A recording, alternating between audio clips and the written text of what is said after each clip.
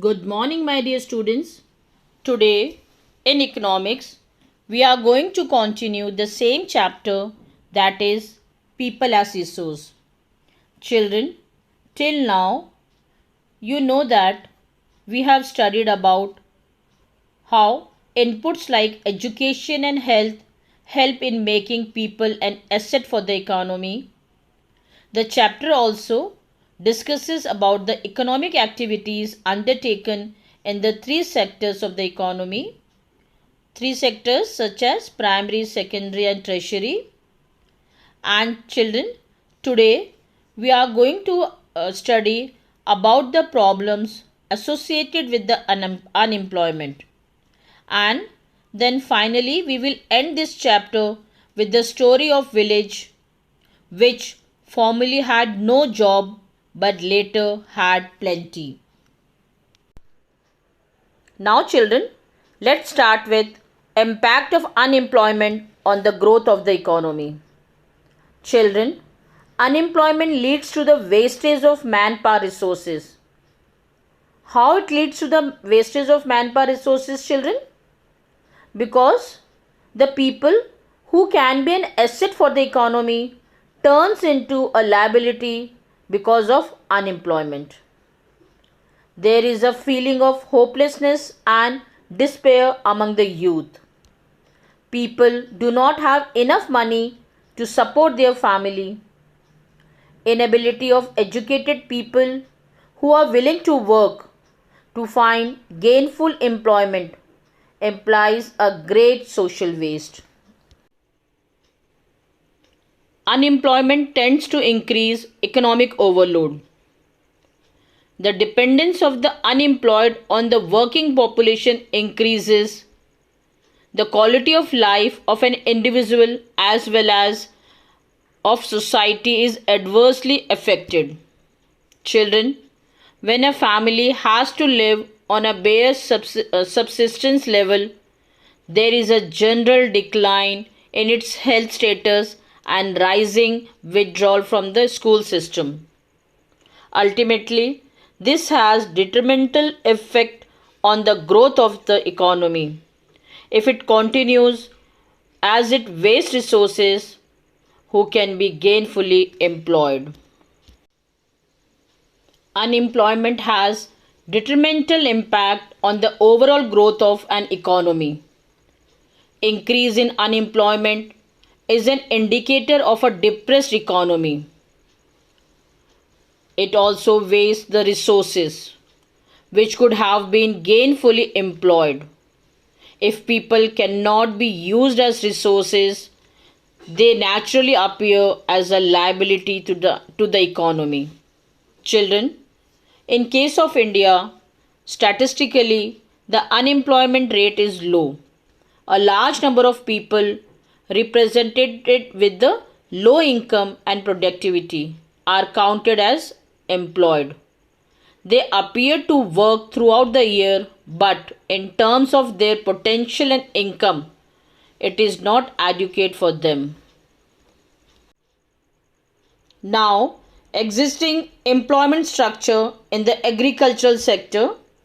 Children, the employment structure is characterized by self-employment in the primary sector.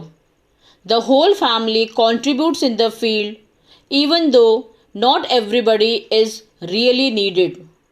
So, there is a disguised unemployment in the agricultural sector.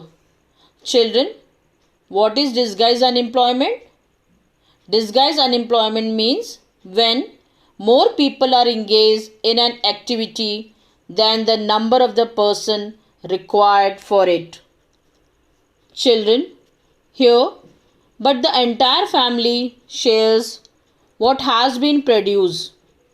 This concept of sharing of work in the field and the produce raised reduces the hardship of unemployment in the rural sector, but this does not reduces the poverty of the family. Gradually, surplus laborers from every household tends to migrate from villages in search of job to the towns and cities. Children, let's discuss about the employment scenario in the three sectors. Agriculture is the most labor absorbing sector of the economy. In recent years, there has been a decline in the dependence of population on agriculture, partly because of disguised unemployment. Some of the surplus labours in agriculture has moved to either the secondary or the tertiary sector. The secondary sector, small scale manufacturing, is the most labor absorbing.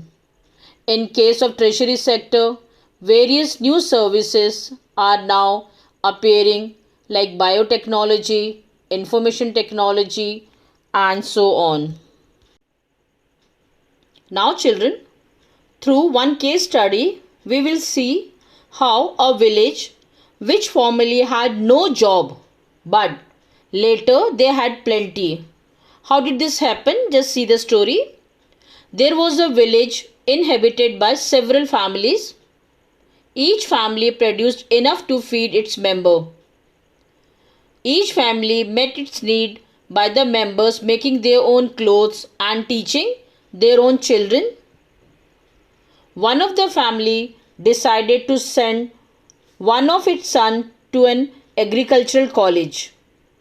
The boy got his admission in the nearby college of the agriculture.